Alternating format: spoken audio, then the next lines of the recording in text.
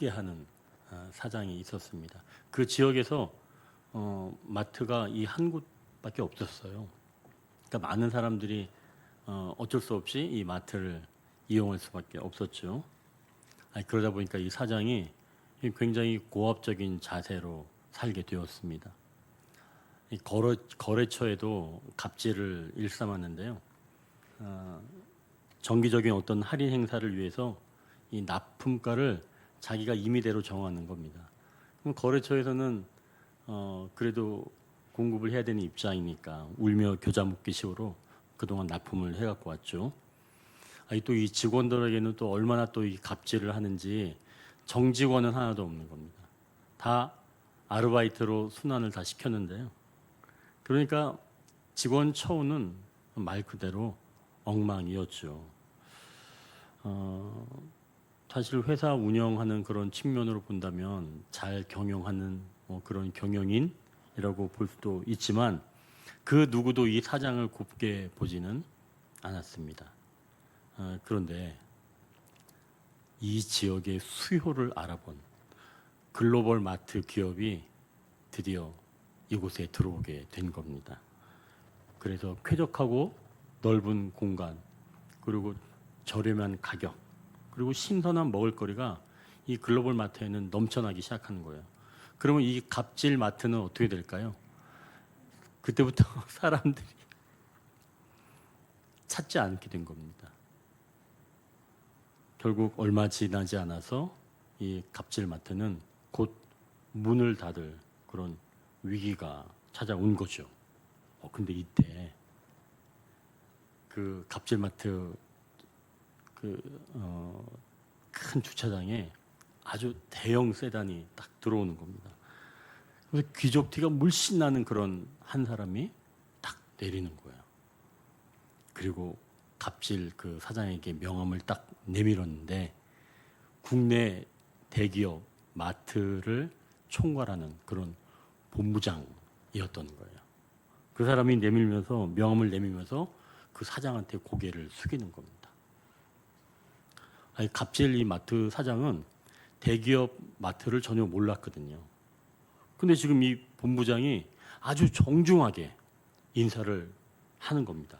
그러면서 이렇게 말하는 거예요. 저희가 이 마트를 살려드리겠습니다. 마트 사장이 어땠을까요? 이제 13절을 보십시오.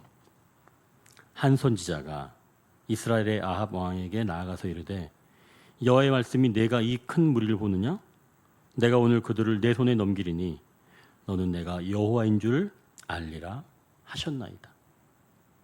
우리가 지난 시간에 그 아합 왕 그리고 이 베나닷 왕이 이제 충돌이 일어났었죠. 말로 서로 이제 싸우는 그런 장면이었는데 이 아람의 베나닷 왕이 큰 군대, 자기네 그 영주들의 그 속한 그 군대를 다 이끌고 북이스라엘 대부분의 성을 장악하고 이제 마지막 사마리아 성을 에워싼 겁니다. 여러분 생각해 보십시오. 대군을 이끌고 왔고 이제 도성 하나만 남은 거예요. 수도라고 하지만 다 에워쌌으니까 이제 북이스라엘이 망하는 건 시간 문제입니다. 그러니까 베나닷은 지금 굉장히 여유가 있고 북이스라엘 아합 왕은 이제 사면초가 얼마 남지 않은 그런 시간을 보내고 있는 거죠. 그동안 그렇게 갑질하던 마트 사장처럼 결국 강력한 이방 나라에 무릎을 꿇게 되는 시간이 얼마 남지 않은 겁니다. 근데 이때 한 선지자가 이 아합 왕에게 다가온 거예요. 근데 13절을 보니까 그 선지자가 아합 왕에게 어떻게 왔냐면 나아가서라고 말씀합니다. 보니까 나아가서 이렇게 돼 있죠. 이 나아가서라고 하는 이 뜻은 가까이 가다 또는 다가서다라고 하는 그런 뜻입니다. 그러니까 이 고대 사회에서 왕 또는 권력자 앞에 설 때 또는 그러니까 하나님께 제사장이 나아갈 때 그럴 때 사용하는 이런 단어입니다.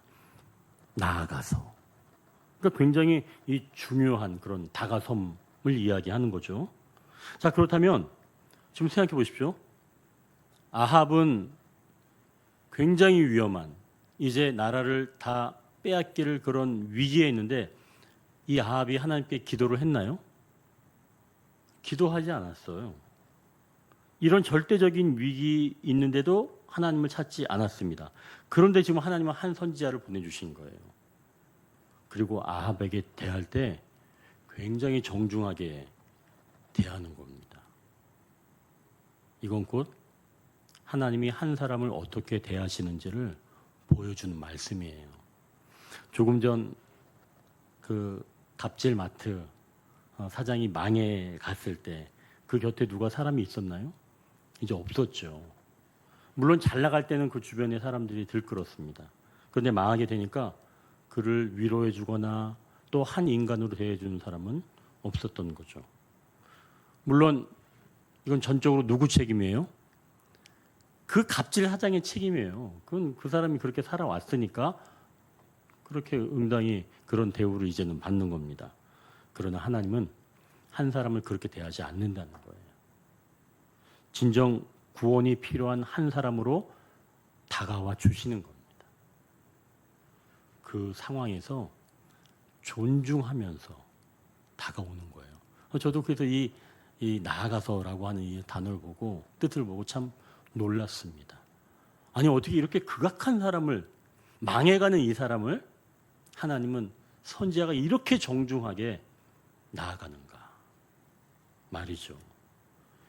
이때 그럼 아합 왕은 비로소 이 진리를 깨달아 알았어야 한다는 거죠.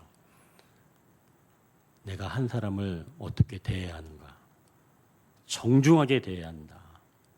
내가 모든 것을 다 잃었을지라도 하나님이 나를 이렇게 정중하게 대하시는 것처럼 나 역시도 이렇게 대해야 되는구나 라고 하는 것을 이 아합은 분명하게 깨달아야 했던 것입니다.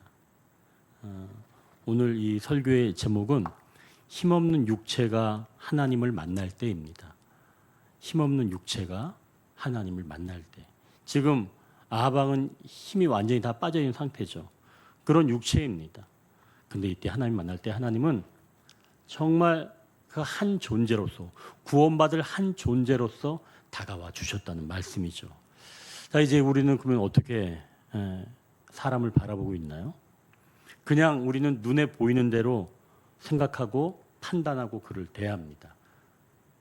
어찌 보면 그게 당연하겠죠. 보이는 대로 그냥 우리는 판단을 하죠. 그런데 그 사람을 바라볼 때 구원이 필요한 한 사람, 만약에 그런 하나님의 관점으로 바라본다면 우리도 아합 왕에게 다가갔던 그 한 선지자의 모습처럼 한번 해볼 수 있지 않을까요? 나아가서 말입니다. 정중하게 말이죠. 아마 우리들 주변에도 갑질의 왕, 그런 아합 같은 사람들이 있는 줄 압니다. 저도 정말 그런 사람 보면 이렇게 떨어요. 저도 물론 그렇습니다.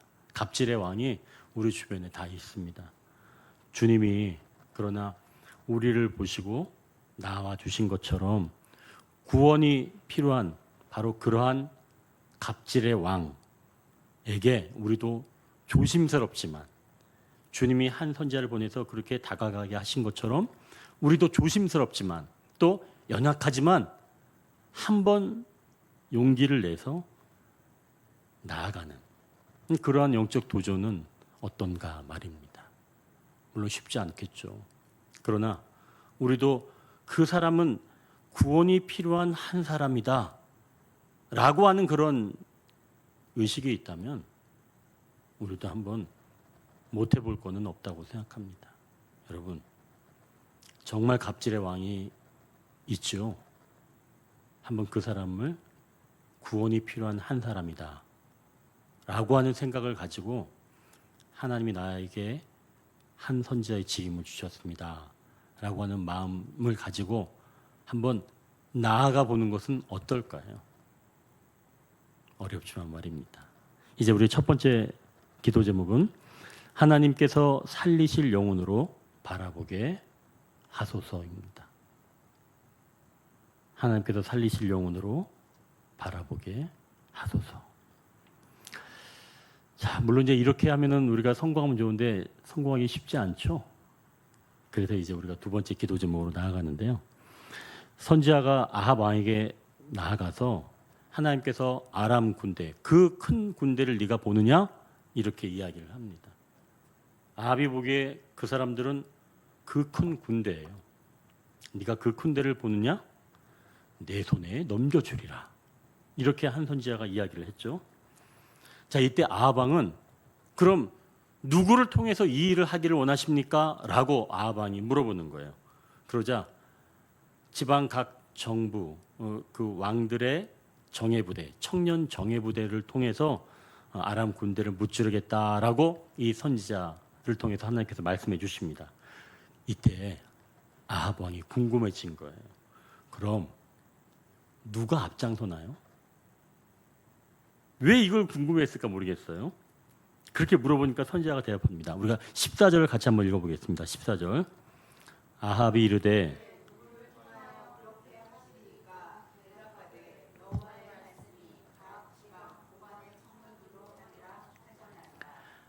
이르되 누가 싸움을 시작하리이까?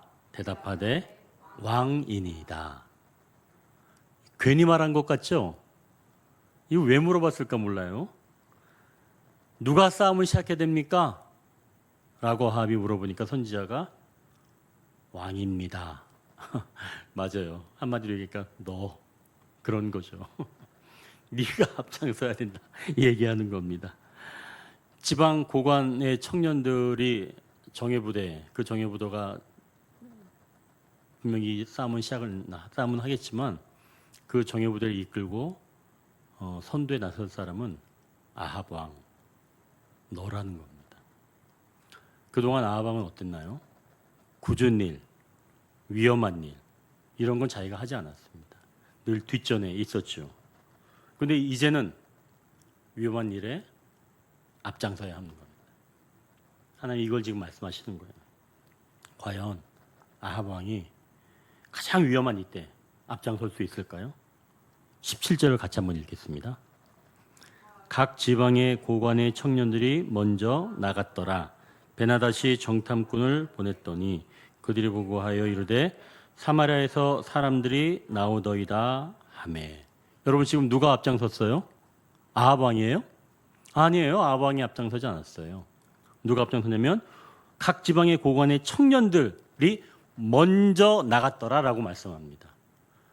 아니 아합 왕이 좀 앞장서야 되는데 아합 왕이 없어요. 그럼 그렇지. 육체는 육체인 거죠.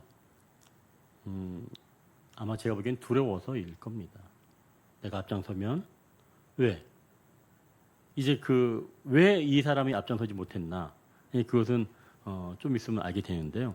하나님께서 분명 이 싸움은 청년 정예부대가 하지만 그 정예부대를 이끌 사람은 아합 왕이라고 이야기를 했는데요.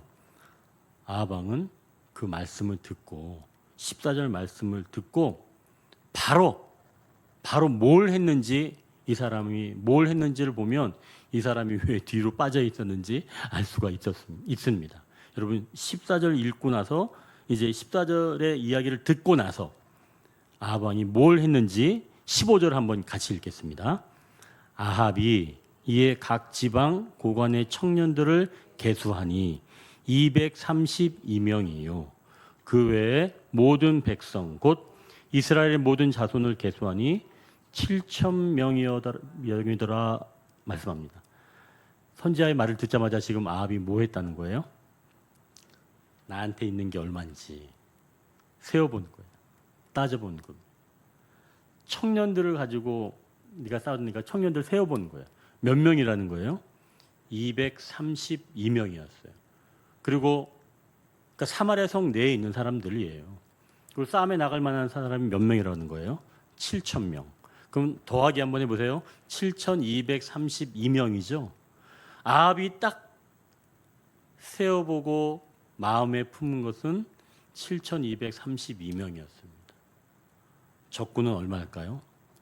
나중에 보면은 죽은 사람만 10만 명이 넘는다 그래요. 그러면은 적어도 10만 명이 넘는 거예요. 그럼 10만 명 이상 되는 사람이랑 7,232명이랑 싸우면 어떻게 돼요? 그거 아합이 생각했겠어요, 안 했겠어요? 생각했죠. 내 거 딱 보니까 야 이거는 제정신이 아니어야지 할 수 있다. 나는 못한다. 앞장서지 못한 거겠죠. 너무 두려워서 선봉에 서지 못한 겁니다. 그러나 청년들은 간 거예요. 청년들이 대단하죠. 아마 그리고 그 7천 명, 이 7천 명은 사실은 이제 그 엘리야에게 하나님께서 내가 바알에게 무릎 꿇지 않은 7천 명을 남겨두리라 라고 했을 때 어떤 학자들은 또 이 7천 명이 그 7천 명이다 라고 이야기하는데 연관은 좀 되기는 어렵습니다만 뭐 그래도 이유가 있죠. 자, 그렇다면 아합이 앞장서지 못했던 것은 내 것을 봤기 때문입니다. 내가 그 사람들에 비해서 너무나 형편없었던 거예요. 내가 스스로 보기에 메뚜기 같은 거죠. 메뚜기 신앙이에요. 나는 안 돼. 나는 아무것도 아니에요. 아니, 하나님께서 좀 하라고 시켰는데 그걸 믿지 못하는 겁니다. 육체가 그렇다는 거예요. 그러니 사실 이 아합은 육체로서 그 하나님의 뜻을 알았지만 그것을 순종하지는 못한 겁니다. 자, 그럼 이제 우리가 여기서 생각해 볼 건 이거죠. 여러분, 우리는 하나님의 뜻을 알기를 원하죠. 여러분, 하나님의 뜻을 아는 게 중요한가요? 아니에요. 지금 보십시오. 하나님의 뜻을 몰랐어요? 하나님의 뜻을 알았어요. 하나님의 뜻을 아는 게 중요한 게 아니에요. 우린 착각합니다. 내가 하나님의 뜻만 알면 내가 얼마든지 할 수도 있겠다. 그러면 지금 아합은 왜? 자기 하나님의 뜻을 알았는데 왜 못해요? 뜻을 아는 게 먼저 중요한 게 아닙니다. 우리는 하나님의 뜻을 알고 모르고 떠나서 우리는 그 말씀대로 바로 설 수가 없어요. 그게 우리의 한계입니다. 여러분, 하나님의 뜻을 알게 해달라고. 제가 보기엔 사실은 모르는 게 오히려 나아요. 알면 어떻게 해? 지키지도 못하는데 차라리 묻지나 말지. 괜히 물어가지고 하지도 못할 걸. 하나님의 저한테 상담 와서 물어봐요. 뭐 이렇게 얘기를 해주면 안 지켜요. 왜 물어보는 건데? 그러면 물어본 이유가 뭔데? 궁금해서요? 아니에요. 정말 물어본다고 하면 내가 지키려고 결단을 해야 되는 겁니다. 그래야 물어보는 거예요. 뭐 아합도 사실은 지킬 수도 없었는데 괜히 물어보는 거죠. 결국 우리는 하나님의 뜻 아는 것도 중요하지만 그보다는 내가 그 말씀 앞에 바로 설 수 있는가, 그걸 생각해야 하는 겁니다. 하나님, 제가 그 말씀 앞에 바로 서기를 원합니다. 그 말씀 앞에 바로 서는 게 뭘 얘기하는 걸까요? 내가 그것을 온전하게 막 실행하는 것을 이야기하는 걸까요? 여러분, 그걸 이야기하는 걸까요? 그럼 그때 어떻게 될까요? 아, 내가 보기에는 내가 가진 것으로는 안 돼. 하나님의 뜻은 알긴 알았어. 근데 내가 가진 것으로는 안 돼. 그럼 그때 어떻게 해야 되는가 말입니다. 제가 얼마 전에 그 책을 하나 좀 산 건 아니고 빌려서 봤어요. 도서관에서 마침 좋은 책이 하나 있길래 러스 램지 목사의 렘브란트는 바람 속에 있다라고 하는 책인데요. 그 책은 이제 이 화가들에 대한 이야기입니다. 성화를 주로 그렸던 사람들 또는 이제 자기 인생의 어떤 깊은 의미를 발견한 사람들에 대한 그런 그 화가 7명에 대한 이야기인데요. 그 러스 램지 목사님이 처음 다룬 그 화가가 여러분들 잘 아는 고흐입니다. 이 고흐가 굉장히 그 자기 자신의 그 연약한 모습에 대해서 나오는데요. 이 고흐가 나중에 정신이 온전하지 못해서 이 자기 귀를 스스로 자르잖아요. 아마도 같이 있었던 그 친구 고갱이 먼저 떠나니까 자책하는 마음에서 자기의 귀를 잘랐던 그런 사람입니다. 결국 그 일로 인해서 스스로 정신병원에 입원을 하게 됩니다. 물론 이제 그 동네 사람들이 다 이렇게 강제 퇴거 명령을 내리고 그러더라고요. 그래서 이제 어쩔 수 없이 이 고가 정신병원에 자진해서 들어가게 되었습니다. 그런데 이 고우는 자기의 그 수치스러운 모습을 감추지 않았던 거예요. 그래서 이 붕대를 감은, 귀가 잘렸으니까 붕대를 감은 그런 기괴한 그런 무너진 모습을 그대로 담은 그 자화상을 2점이나 그린 겁니다.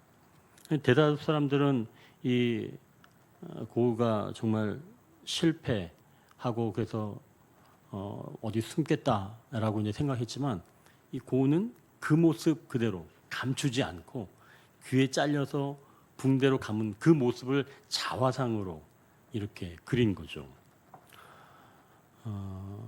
그 모습을 통해서 아마 고우는 이것이 지금 상처 입고 무너진 내 모습입니다 라고 하는 것을 정직하게 보여주는 겁니다. 그러니까 자기의 어떤 현실을 가식 없이 그냥 그대로 드러내는 거죠. 놀랍게도 이 고우가 이 자신의 이 무너진 민낯 이것들을 숨기지 않고 정직하게 직면했던 이런 일련의 이런 정신병원에서의 이런 생활에서 작품을 한 140점 그렸다는 겁니다. 3일에 하나 꼴로 작품을 그린 거예요. 그때 이 고우의 불의 명작, 여러분들 아시는 별이 빛나는 밤.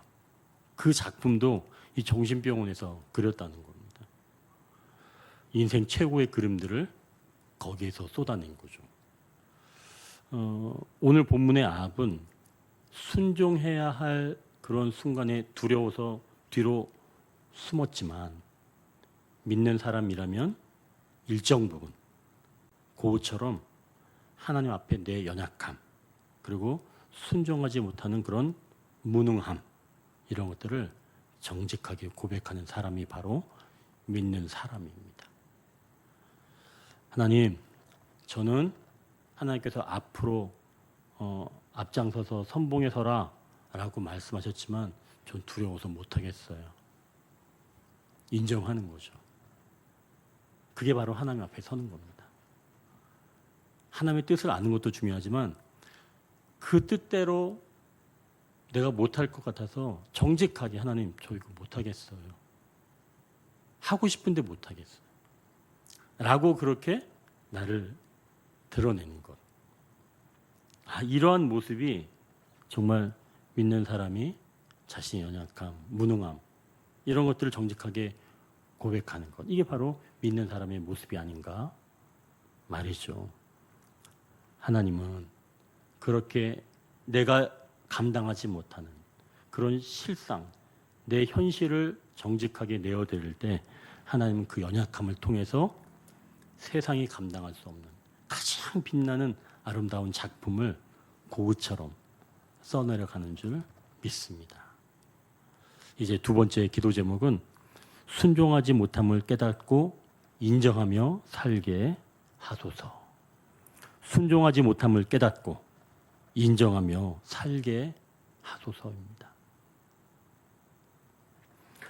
자, 이제 16절을 우리가 같이 한번 읽겠습니다. 16절. 그들이 정오에 나가니